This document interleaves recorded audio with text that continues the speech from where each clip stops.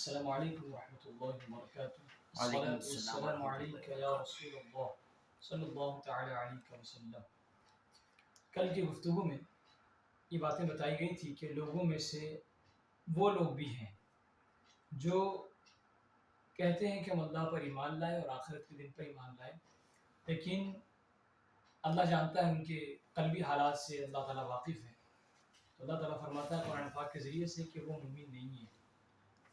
اس کے بعد اللہ تعالیٰ نے اس بات کی نشاندہی فرمائی اور واضح فرما دیا کہ وہ اللہ کو دھوکہ دے رہے ہیں اور مومنوں کو دھوکہ دے رہے ہیں، لیکن وہ یہ سمجھ رہے ہیں کہ ہم انہیں دھوکہ دے رہے ہیں، لیکن حقیقت حال یہ ہے کہ وما یخدعون الا انفسهم، وہ اپنے آپ کو دھوکہ دے رہے ہیں، وہ اپنے آپ کو دھوکے میں ڈال رہے ہیں جس کا انہیں شعور نہیں ہے. یعنی بے شعور لوگ ہیں، لاشعوری طور پر وہ یہ کام کر رہے ہیں. وہ دوسروں کو بیوقوف بنا رہے ہیں، دراصل وہ خود بیوقوف بن رہے ہیں. دوسروں کو دھوکہ دے رہے ہیں لیکن دراصل وہ خود دھوکے ہوئے ہیں. قرآن کہہ رہا ہے. پھر ان کا حال یہ ہے کہ ان کے دل میں مرض ہوا اور پھر وہ مرض پھیلتا گیا، اپنا گراف بڑھاتا گیا اور ایسا بڑھ گیا کہ پھر وہ جو ہے اتنا زیادہ ہو گیا کہ وہ مرض بہت بڑی شکل اختیار کر گیا وہ مرض. اور اس بنیاد پر جب وہ مرض پھیل گیا تب وہ عذاب علیم بن گیا، دردناک عذاب بن گیا. اور یہ دردناک عذاب بننے کی وجہ یہ تھی جو وہ جھٹلاتے تھے اور نافرمانیاں کرتے تھے، وعدہ خلافی کرتے تھے. یہ مین اس کی وجہ بنی، دردناک عذاب چکھنے کی مین وجہ یہ بنی. اب اس کے بعد اسی ضمن میں بات کل چل رہی تھی اور یہ بتایا جا رہا تھا کہ من الناس کہہ کے سامعین کو تعجب دلانے کے لیے فرمایا گیا تھا کہ ایسے فریبی اور ایسے احمق بھی ہیں آدمیوں میں، ایسے لوگ بھی ہیں لوگوں میں. ایک تو وہ ایمان والے جن کے ایمان کی گواہی خود قرآن پاک دے رہا ہے، اللہ تعالیٰ فرما رہا ہے نا. اور ایک وہ لوگ بھی ہیں جو دوسروں کو بیوقوف بنانے کے چکر میں وہ خود بیوقوف بن رہے ہیں، ہے نا. ایسے بھی آدمی ہیں، ایسے بھی لوگ ہیں. وہی اسی کو بیان کیا جائے، اسی لیے من الناس کہا گیا تاکہ تعجب لوگوں کو دلا سکے کہ ایسے لوگ بھی ہیں کیا، ایسے آدمی بھی ہوتے ہیں کیا، ایسا بھی کرنے والے لوگ ہوتے ہیں. ایسا یہ جو ہے وہ اس مقصد کے تحت جو ہے تعجب کے لیے اس من الناس کو لایا گیا، اس طریقے سے کہا گیا. اب آگے آئیے بات سنتے ہیں. اللہ تعالیٰ اس سے پاک ہے کہ کوئی اللہ تعالیٰ کو کوئی بیوقوف بنائے، دھوکہ دے. اللہ تعالیٰ کو نہیں، اللہ تعالیٰ ان تمام چیزوں سے پاک ہے. اللہ تعالیٰ بیوقوف بن سکتا ہے کون، دھوکہ کھا سکتا ہے کون؟ جس کو کسی چیز کا علم نہ ہو، کوئی چیز جانتا نہ ہو، مجبور ہو، مختار نہ ہو، بے کس ہو. لیکن وہ تو خالق کائنات ہے، مسبب الاسباب ہے. تو بندہ اپنی عاجزی پیش کرے گا یا اپنے آپ کو اس سے بڑا بنائے گا؟ نہیں ہو سکتا. تو دھوکہ دینے کا معاملہ رب کے ساتھ کیسے جوائن کیا جائے گا، رب کے ساتھ کیسے اس کی نسبت کی جائے گی؟ درست ہے کیا؟ نہیں درست نہیں ہے. تو وہی کہا جا رہا ہے کہ اللہ تعالیٰ اس سے پاک ہے کہ کوئی شخص اس کو دھوکہ دے یا دھوکہ دے سکے. وہ اسرار و مخفیات کا جاننے والا ہے، کیا دل میں ہے اور کیا زبان پہ سب جانتا ہے. وہ کیا ہے اور کیا ہونا ہے اور کیا ہوتا ہے، ان تمام چیزوں کی اللہ تعالیٰ کو خبر ہے. تو پھر کیسے سوال پیدا ہوگا کہ کوئی اسے دھوکہ دے؟ آگے بات کر رہے ہیں مفسر علیہ رحمہ اور وضاحت میں بات بیان فرماتے ہیں کہ مراد یہ کہ منافق اپنے گمان میں خدا کو فریب دینا چاہتے ہیں. وہ یہ اپنے دل میں سوچ رہا ہے کہ میں خدا کو دھوکہ دے رہا ہوں، اپنے گمان میں یہ سوچ رہا. اور پھر اس کے بعد کیا یہ کہ خدا کو فریب دینا یہی ہے کہ رسول اللہ صلی اللہ علیہ وسلم کو دھوکہ دینا چاہیں؟ سمجھ میں آئے گا؟ یعنی یہ مفہوم ہو سکتا ہے کہ وہ اللہ کو دھوکہ دے رہے ہیں، یعنی رسول اللہ کو دھوکے میں ڈال رہے ہیں. یہ بھی مفہوم اگر دیکھ لیں تو کیونکہ وہ اس کے خلیفہ ہیں. بھئی اللہ تعالیٰ کو دھوکہ دینے کا مطلب اللہ تعالیٰ سے جو جڑے ہیں، جو اس کے نمائندے ہیں، ان کو بھی دھوکہ ہی دینا ہے. تو اب بتا رہے ہیں کیونکہ وہ اس کے خلیفہ ہیں، اللہ تعالیٰ کے خلیفہ حضور علیہ السلام اللہ تعالیٰ کے نائب ہیں دنیا میں. بعد از خدا بزرگ توئی، اللہ تعالیٰ کے بعد پوری دنیا میں اللہ کے رسول، پوری کائنات میں نا. تو اب جو ہے اللہ تعالیٰ نے اپنے حبیب کو اسرار کا علم عطا فرمایا، جو پوشیدہ باتیں ہیں ان چیزوں کا علم عطا فرما دیا. جو انسان نہ سمجھ سکے وہ اللہ کے حبیب سمجھے، جو انسان کے بس سے باہر ہو وہ اللہ کے حبیب کے علم میں ہو، جو ہماری قوت سے باہر ہو وہ اللہ کے رسول کو معلوم ہو. ہمارا علم لمیٹڈ، اللہ کا علم لامحدود. اور اللہ تعالیٰ جسے نواز دے اس کا علم بھی تو کچھ نہ کچھ تو فرق پڑے گا نا. ہمارے علم سے تو بہت بہتر ہوگا نا اس کا علم. کتنا ہوگا بہتر ہمیں اس کا اندازہ نہیں. تو اب اللہ تعالیٰ نے اپنے حبیب کو اسرار کا علم عطا فرمایا، جو پوشیدہ باتیں اس کا علم عطا فرمایا. اور پوشیدہ اسی کو کہتے ہیں جو دوسروں کو نہ معلوم ہو. دوسروں کو معلوم ہو جائے تو وہ بات پوشیدہ نہیں رہتی. ہوتی ہے کیا؟ سیکریسی کسے کہتے ہیں؟ جو کسی کو معلوم ہو، جو کسی کو معلوم ہو اور بہت سارے لوگوں کو نہ معلوم ہو اس کو سیکریسی. سب کو معلوم ہو جائے، 2-3 لوگوں کو نہ معلوم ہو تو اس کو راز تھوڑی کہیں گے، ہے نا؟ تو وہی چیز ہے. تو اب جو ہے وہ ان منافقین کے چھپے کفر پر مطلع ہے. حضور علیہ السلام کو اس بات کا علم ہے کیونکہ اللہ تعالیٰ نے ان کے علم میں بات ڈالی ہے. تو کافر یا مشرک یا منافقین جو حرکتیں کر رہے ہیں وہ اللہ کے رسول کو معلوم ہے کہ یہ کس کس حرکت پر اتر سکتے ہیں، کتنا گر سکتے ہیں اور کیا کیا کر سکتے ہیں. یہ سب اللہ تعالیٰ نے اپنے حبیب کے ذہن و دماغ میں بات ڈال دی. معلوم ہے انہیں، ہمیں بتانے کی ضرورت نہیں ہے. اور ہمیں یہ بھی بولنے کی ضرورت نہیں کہ اللہ کے رسول یہ جانتے ہیں تو وہ جانتے ہیں. یہ نہیں، کیا کیا جانتے ہیں، کیسے کیسے جانتے ہیں، وہ سب اللہ جانے، اس کا رسول جانے. ہمیں اس پر کوئی ججمنٹ کرنے کی ضرورت نہیں. ایمان اسی کا نام ہے کہ خاموشی کے ساتھ مان لے. جی صحیح ہے نہیں صحیح؟ بات سمجھ رہے ہیں جی. دیکھو آگے. اور مسلمان ان کی اطلاع دینے سے باخبر، تو مسلمان سمجھ رہے ہیں، اور مسلمان ان کے اطلاع دینے سے باخبر، یعنی حضور علیہ السلام ان منافقین کے چھپے کفر پر مطلع ہیں، معلوم ہے ان کو کہ یہ کیا کیا کریں گے، اور مسلمان ان کے اطلاع دینے سے باخبر ہے. اور حضور علیہ السلام نے مسلمانوں کو، صحابہ کرام کو اس بات کی اطلاع دے دی کہ ایسے ایسے کریں گے، ان کے شر سے محفوظ رہنا، ان کی مکاریوں سے، ان کے چال بازیوں سے، ان کے دھوکے سے، ان کے فریب سے الرٹ رہنے کا. تو اللہ کے رسول نے مسلمانوں کو اویئر کر دیا ہے اور وہ یہ جانتے ہیں کہ وہ یہ تمام کام کریں گے، تو ان کے فریب سے محفوظ ہیں، مطلع ہیں، معلوم ہے. اور یہاں مسلمانوں کو باخبر بھی کر دیے کہ دیکھنا وہ اس طریقے سے شرارت کریں گے تو محفوظ رہو، باخبر رہو، الرٹ رہو. یہ چیز. تو ان بے دینوں کا فریب نہ خدا پر چلے نہ رسول پر. تو ان کا فریب ہی کا پوشیدہ ہے.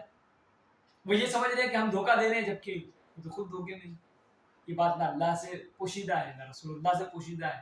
اور اللہ کے رسول نے صحابہ کو بتا دیا تو مومنوں سے بھی پوشیدہ نہیں ہے منافقین کی چال. نہیں سمجھے؟ کتنی زبردست باتیں ہیں. وہ پڑھو گے تو مزہ آ جائے گا یار، دل ایک دم گارڈن ہو جاتا ہے، باغ باغ ہو جاتا ہے. واہ. تو دیکھیے آگے. تو اب جو ہے تو ان بے دین کافروں کا فریب، منافقین کا فریب نہ خدا پر چلے نہ رسول پر چلے نہ مومنوں پر، کسی پر نہیں چلے گا ان کا فریب. کیوں؟ سب الرٹ ہے، سمجھے؟ بلکہ در حقیقت وہ اپنی جانوں کو فریب دے رہے ہیں. منافقین تو خود اپنے آپ کو فریب دے رہے ہیں، سمجھے؟ قرآن کہہ رہا ہے. مسئلہ. اب اس مسئلے میں، اسی ضمن میں مسئلہ بیان فرما رہے ہیں کہ اس آیت سے معلوم ہوا کہ تقیہ بڑا عیب ہے. تقیہ کیا ہے؟ تقیہ کیا ہے بتا رہے ہیں. جس مذہب کی بنا تقیہ پر ہو وہ باطل ہے. تقیہ والے کا حال قابل اعتماد نہیں ہوتا. تقیہ کیا ہے؟ میں جس مذہب پر ہوں، میں جس مذہب پر ہوں اس کو میں چھپاؤں، یہ تقیہ ہے. ایمان کیا کہتا ہے؟ تم جس پر قائم ہو اسے پھیلاؤ لوگوں میں. کیوں؟ کیونکہ سچائی کو پھیلانا یہ ہماری آپ کی سب کی ذمہ داری ہے. جہاں جہاں پھیلے حق کا کلمہ بلند ہو تاکہ اللہ تعالیٰ جو ہے جو چاہتا ہے وہی ہو، اعلان حق ہو. اللہ تعالیٰ اعلان حق کی خاطر تو رسول اللہ کو بھیجا قرآن پاک. اب اگر حق کا اعلان ہم نہیں کریں گے، چھپا کے رکھیں گے، تو پھر کیا مذہب ہے وہ جو حق کا اعلان کی اجازت نہیں دیتا؟ تو منافقین اپنے حالات کو چھپا کے رکھتے تھے، اصلی حالت چھپا کے رکھتے تھے، نقلی حالت پیش کرتے تھے. یعنی ایمان تو تھا ہی نہیں، کفر چھپا کے رکھتے تھے اور ایمان ظاہر کرتے تھے. تو جو دل میں تھا وہ زبان پہ نہیں، جو زبان میں تھا وہ دل میں نہیں تھا. تو تقیہ کرتے تھے، چھپاتے تھے اپنی حقیقت حال کو. تو اب بتا رہے ہیں کہ جس مذہب کی بنا تقیہ پر ہو، شیعہ بھی ایسے ہی کرتے ہیں، تقیہ کرتے ہیں، اپنی پوشیدہ چیز کو چھپاتے ہیں، اپنی غلطیوں کو چھپائے رہتے ہیں، اور مسلمانوں سے جو چیزیں فیمس ہے وہ سب کرتے ہیں تاکہ ہم کو کوئی نہ کہہ سکے. لیکن گڑبڑ چیز کو چھپائے ہو. اسلام نے کہا کہ جو تمہارے دل میں ہے وہی زبان پہ ہو، زبان میں ہے دل میں ہو، تب تو کامل ایمان ہے. اور یہی اللہ کا حکم ہے، یہی چیز کرنا ہے ہم کو. تو اب جو ہے مفسر علیہ رحمت و رضوان فرماتے ہیں کہ وہ جس مذہب کی بنیاد تقیہ پر ہو، چھپانے پر ہو، اپنے معاملات کو چھپانے پر ہو، تو وہ باطل ہے، وہ قابل قبول، it is not accepted, rejected, totally rejected.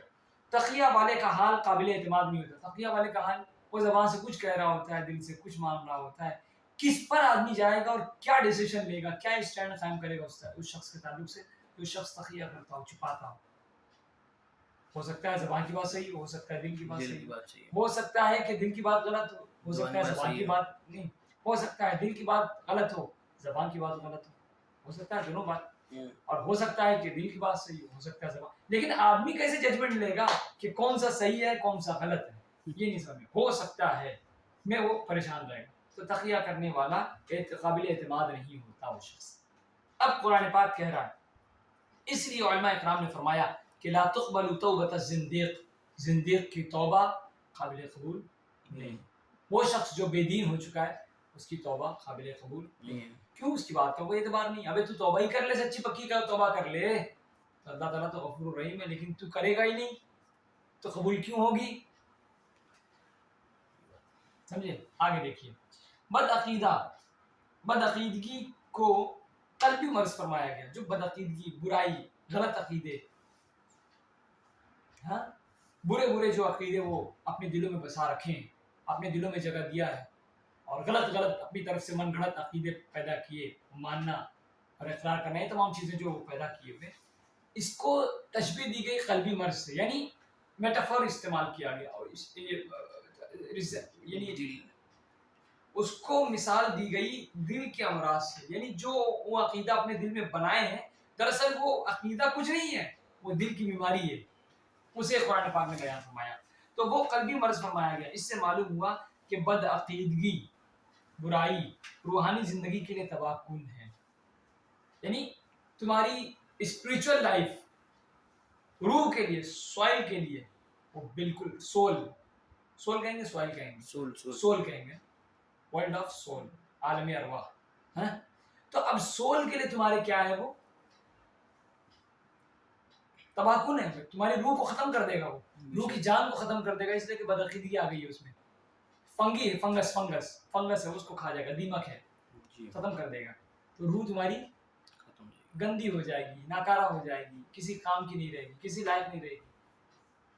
تو روح کی بھی زندگی کا سوال ہم سے ہی کیا جائے، روح کے ساتھ تمہارا کیا رویہ تھا؟ جسم کے ساتھ تو تھا ہی تھا، روح کے ساتھ کیسا رویہ تھا؟ دونوں کے ساتھ ہمارا تعلق اچھا ہونا چاہیے، رویہ بھی اچھا ہونا چاہیے، ٹھیک۔ تو اب بتا رہے ہیں کہ بد عقیدگی، برائی، بد عقیدگی یعنی غلط عقیدہ رکھنا، مسکنسپشن، سمجھے؟ روحانی زندگی کے لیے تباہ کن ہے، چوپٹ کر دے گا، ستیہ ناش کر دے گا، ڈسٹروائے کر دے گا، تباہ کر دے گا۔ مسئلہ اس آیت سے ثابت ہوا کہ جھوٹ حرام ہے، یخادعون اللہ، وہ اللہ کو دھوکے میں، ہاں، تو اب بتا رہے ہیں کہ وہ یعنی دھوکہ دے رہے ہیں، یعنی سچ کا سہارا نہیں دے رہے ہیں، جھوٹ بول رہے ہیں۔ اس سے پتہ چلا کہ اس آیت سے ثابت ہوا کہ جھوٹ حرام ہے، اور اس پر عذاب علیم مرتب ہوتا ہے، جو بما کانوا یکذبون، جو وہ جھوٹ بولا کرتے تھے، اسی بنیاد پر اللہ کا دردناک عذاب ان پر نازل ہوا۔ تو جھوٹ نارملی اس آیت سے یہ بات نکالی گئی کہ جو شخص جھوٹ بولتا ہے اس پر اللہ کا دردناک عذاب نازل ہوگا۔ جو شخص جھوٹ بولتا ہے، یہ ہمارے لیے بھی، آپ کے لیے بھی، سب کے لیے جنرلی یہ بات کو کہا جا سکتا ہے کہ جو شخص جھوٹ بولتا ہے اس پر اللہ کا دردناک عذاب نازل ہوگا، یا اللہ تعالیٰ اسے دردناک عذاب عطا فرمائے، دردناک عذاب دے گا، سمجھے نہیں؟ آگے دیکھیے، مسئلہ کفار سے میل جول، کفار سے ملنا جلنا، ان کی خاطر دین میں مداہنت، ان کے خاطر دین کے معاملے میں چاپلوسی، ان کو قریب کرنے کا یہ وہ سب ایسا الٹی سیدھی دنیا میں جیسے پولیٹیشین کرتے ہیں نا، چاپلوسی کرتے ہیں، گنپتی جا رہی ہے اس پر پھول پھینک دیا، پھر اس کے بعد جو ہے ان کے ساتھ جا کے مل کے بات کرنے لگا، مندر میں گیا یوں کر لیا، مسجد میں آیا تو با برہمن رام رام، با برہمن رام رام، با رحیم اللہ اللہ، اس کو مثال دی گئی ہے کہ جو برہمن کو دیکھا تو رام رام اور رحیم کو دیکھا تو اللہ اللہ. یہ کیا ہے؟ اسلام اس کو پسند نہیں کرتا. ہم ایک کو مانتے ہیں, اسی کی فرمانبرداری اس کی اطاعت کریں گے. اصل میں ہم کو دنیا کو خوش نہیں کرنا ہے, دنیا کو جس نے پیدا کیا ہے اس کو خوش کرنا ہے. سمجھ میں. تو اب بتا رہے ہیں کہ کفار سے میل جول, ان کی خاطر دین کے معاملات کو ڈسٹرب کرنا, اور اس میں جو ہے وہ مسکا پالش کرنا, مداہنت بولتے ہیں مسکا پالش, سمجھ رہے, مسکا لگانا, چاپلوسی کرنا, سمجھ رہے, اس کے لیے خاص ورڈ ہے مداہنت. اور اہل باطل کے ساتھ تملق و چاپلوسی اور ان کی خوشی کے لیے صلح کلی بن جانا. تم بھی صحیح کرتے رہو, تم بھی صحیح کرتے رہو, تم بھی. جب سب صحیح ہے تو پھر مذہب اسلام آیا ہی کیوں؟ دنیا کو ایک مذہب کی ضرورت تھی, تب اسلام کو لایا گیا. جب دنیا سب آلریڈی سب اپنے مذہب پر صحیح ہے تو پھر مذہب اسلام کی ضرورت ہی کیا ہے کیا؟ لیکن مذہب اسلام کی ہی ضرورت تھی. اہل دنیا کو یہ بتلانا مقصد تھا کہ جو تم کر رہے ہو وہ صحیح نہیں ہے, اسی لیے مذہب اسلام آیا ہے. اب یہ سمپل, یہ اگزامپل تمہارے سامنے ہے, یہ نمونہ تمہارے سامنے ہے, اسی کو فالو کرو, اسی کو دیکھ کے اپنی زندگی کو سنوارو, اسی سے اللہ راضی ہے. وَمَن يَبْتَغِي غَيْرَ الْإِسْلَامِ دِينًا فَلَن يُقْبَلَ, جو اسلام کے علاوہ کسی اور دین کو ایکسیپٹ کرے گا, قبول کرے گا, تو اللہ کی بارگاہ میں قابل قبول نہیں ہے. ان الدین عند اللہ الاسلام, بے شک اللہ کے دین, اللہ کے نزدیک اگر کوئی دین ہے تو اسلام ہے. تو پتہ یہ چلا کہ جتنے بھی ادیان ہیں سب باطل ہیں, ایک ہی دین ہے جو اللہ نے قبول کیا ہے اور جسے اللہ پسند فرماتا ہے, وہی دین اسلام ہے. اب ہم سے تقاضا کیا کیا گیا کہ تم بھی اسی کو چاہو. کس کو چاہو؟ اسلام کو چاہو, کسی اور کو نہیں. کلیئر ہو گیا معاملہ, پکچر صاف ہو گئی, پیغام واضح ہو گیا کہ اللہ تعالیٰ کیا چاہتا ہے, تو ہمیں بھی وہی چاہیے کہ ہم وہی کریں. تو اب بتایا گیا کہ تو لہٰذا کفار مشرکین کی خوشی کے لیے صلح کلی بن جانا, سب کو صحیح کہنا اور سب سے مصالحت کر لینا اور اظہار حق سے باز رہنا, حق بات کو پیش کرنے سے ڈرے رہنا, باز رہنا, رکے رہنا, یہ تمام چیزیں جو ہے وہ شان منافق اور حرام ہے. یہ منافق کی شان ہے کہ وہ جہاں دیکھتا ہے وہاں پاسا پلٹ دیتا ہے, جہاں دیکھا جو ہے وہ اپنی بھاشا بولنا شروع کر دیا, جہاں جیسا دیکھا, جیسا دیش ویسا بھیس کر لیا, دیکھا یہاں پر یہ چل رہا ہے وہ وہاں انہی کے ساتھ ہو گیا, جہاں جو سے اللہ وہاں پر ویسا بن گیا. تو یہ درست نہیں ہے, شان منافق, منافق کی علامت ہے کہ ایسا کرتا ہے, اور یہ حرام ہے. اسلام اس کا حکم دیا گیا. اسی کو منافقین کا فساد فرمایا گیا. منافق اسی طریقے سے فسادتے ہیں لوگوں کو, سب کو صحیح کہہ دیا, سمجھے. اور یوں کہہ لو کہ لومڑی کی چال چلنا, یہ بھی کہہ سکتے ہیں. آج کل بہت لوگوں نے یہ شیوا اختیار کر لیا کہ جس جلسے میں گئے ویسے ہی ہو گئے, پولیٹیشین کے جلسے میں گئے وہیں ہو گئے, ہندو کے جلسے میں گئے وہی میں ہو گئے, دیوبندی کے جلسے میں گئے وہی ہو گئے, سنی کے جلسے میں گئے وہی ہو گئے. تو ہے کیا بھائی, تمیز اور فرق ہونا چاہیے, صحیح اور غلط میں ڈسٹنکشن ہونا چاہیے, امتیاز ہونا چاہیے, کہ کیا ہونا چاہیے, پھر کیسے کیا ہوگا معاملہ. تو یہ تمام چیزیں بتائی گئی. اسلام میں اس کی ممانعت ہے, ظاہر و باطن کا یکساں نہ ہونا بڑا عیب ہے. ایک آدمی جیسا میں تمہارے سامنے ظاہر میں ہوں ویسا ہی باطن میں رہوں, یہ مجھ پر ضروری ہے. اور اگر ایسا نہیں ہے, میں جو زبان سے کہہ رہا ہوں دل سے بھی وہ بات میرے نہیں ہے, تو یہ بہت بڑا عیب ہے میرے اندر, کہ یار وہ آدمی دوغلا آدمی ہے, ایک زبان کا نہیں ہے, دو طرح کی بات کرتا ہے, ظاہر کچھ ہے باطن کچھ ہے, دو زبان کا ہے, سمجھ رہے ایسا کہ. تو اس لیے جو ہے ان تمام چیزوں کو عیب قرار دیا گیا ہے. تو آدمی جب جو بنے تو وہ پرفیکٹ اور پکا مضبوط بنے, ایک ہی اس پر حق پر قائم رہے, دل اور زبان سے پوری طریقے سے اس پر قائم رہے. یہ اسلام نے تقاضا فرمایا. اللہ تعالیٰ ہم سب کو نیکی کی توفیق عطا فرمائے. السلام علیکم.